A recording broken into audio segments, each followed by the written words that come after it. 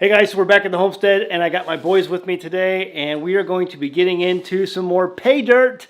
We did an article on this that was posted on Steam It, I think, I don't know, a few months back, and had a great time. It was like a 3.5 pound bag or something like that of pay dirt. And this one's a little more concentrated. It's the Gizmos Supremo from Lynch Mining. The boys are itching to get into this thing, so because it's got a lot of gold in it and it's got gemstones as well. So we're gonna have a fun time going through this today. So let's get started.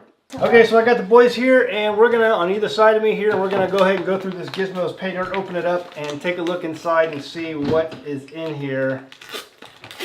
Open this up. And, okay, we'll pour it on the plate to begin with, and then from the plate we'll take it. I saw some. Oh, make sure I got it all out of the bag. Oh, found some gemstones. Oh, we found. Why is your hands wet? It's sticking to your finger.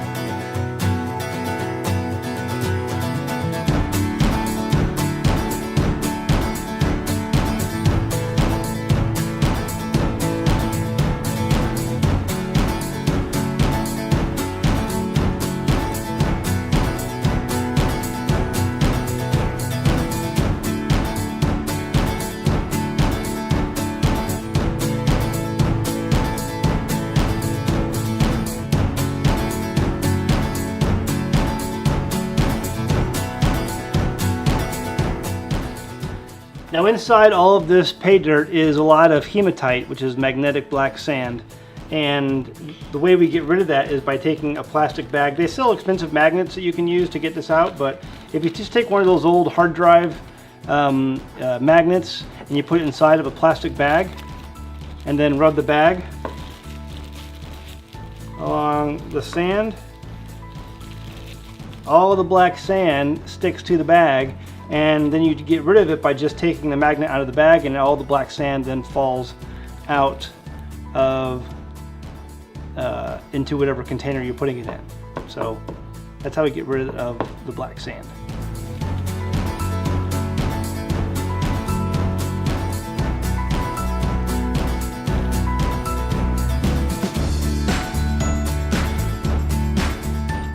All right, we're going to start off with this much in our pan. It's just one scoop of a kitchen spoon that Jamie had around.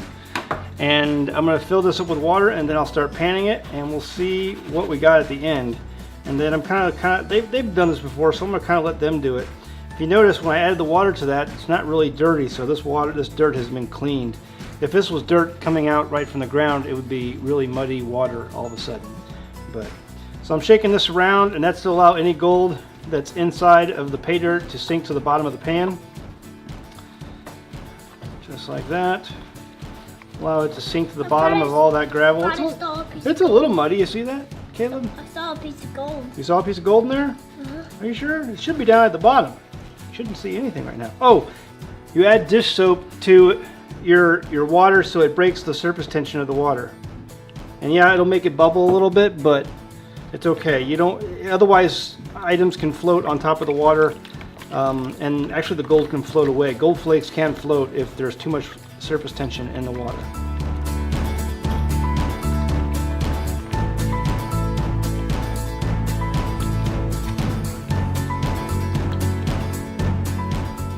Let's see the gold. There you go.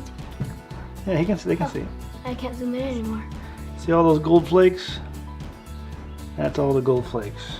And so look, there's one floating. See the gold flake floating? Where is he? Right there? Yeah. See, that's why there's too much surface tension. So we're gonna go ahead and add some more soap. Just a little bit.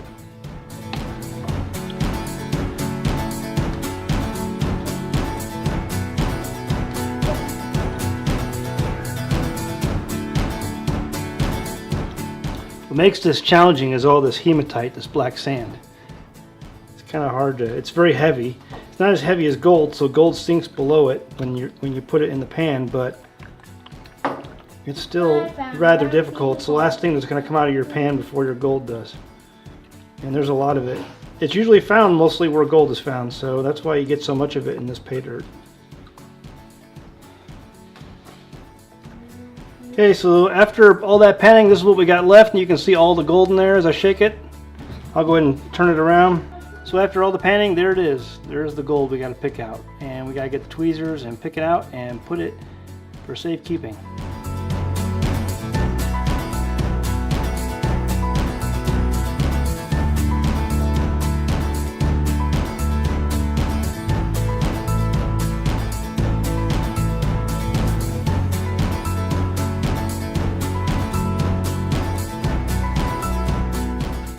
Okay, so this is the results of that 1 pound bag from Lynch Mining. We had a good time, taking this all out, and boys had a fun time doing it. I think at some point they kind of get a little impatient, with getting all the results out of it. So I did the last majority of the panning just to get it finished, but they really like going through the plate and kind of picking out the individual flakes by hand. Whereas it's a little bit harder for panning. It just takes some skill to learn the technique to get the layers of sand off in the panning process. So it's just, they kind of like picking through it. But anyway, here's what we got. So here's a quarter here for reference, and these are the biggest pieces. These little nuggets, or what's called pickers usually. These are pickers. They're a little too small for nuggets, but I guess this big one here in the middle could be considered a nugget. But these are pickers, and then over here you have all of the flakes, probably close to maybe 100 flakes of gold here. And so that was that's a lot more than we had in that first bag that we experimented with Lynch Mining.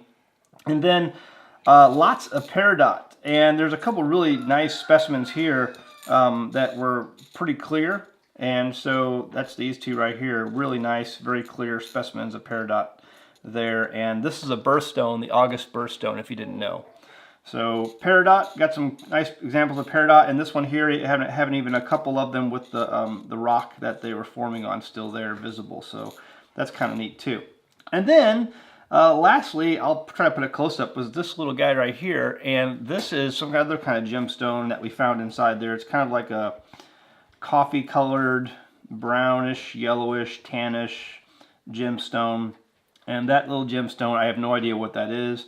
But they say that there could be other types of gemstones in there, including sapphires and turquoise or rubies, things like that. So I don't know what that is.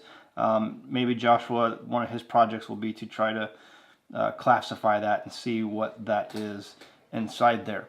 But yeah, not a bad little haul. All of this gold will be divided up amongst the two boys. They already have their containers here where they keep their gold from the last batch we did, and they'll keep adding to these little containers here so that they get filled up one day.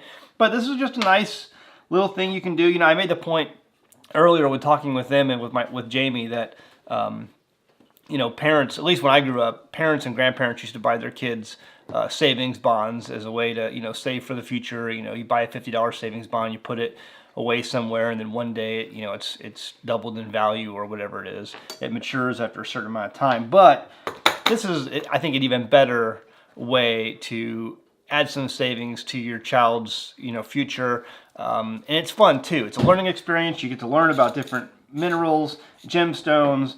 And obviously, it's fun to pan for the gold and to pick the gold. They enjoy doing that. At the same time, there's value in it. You can save this. It's worth money one day.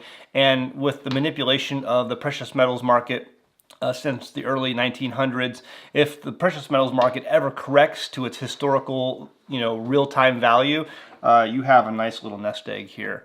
In fact, miners, if you do research on the gold rush, miners back in their day, in the 1800s, mid-1850s, they would have never found this much gold, most of them. Some of them found none.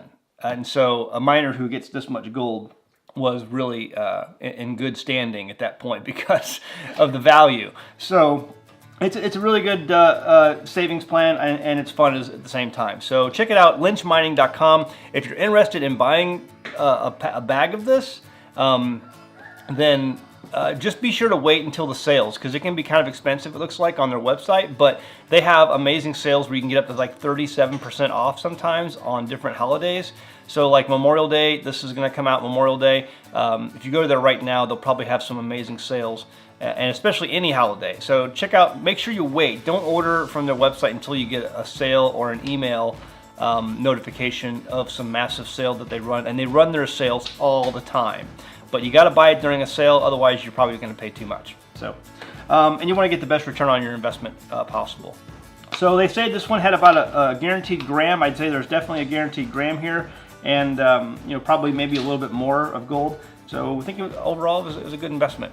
All right, guys, hope you enjoyed the video, and maybe we'll do another video on the next bag that we choose to do from Lynch Mining or some other company. All right, guys, see you next time on the Homestead.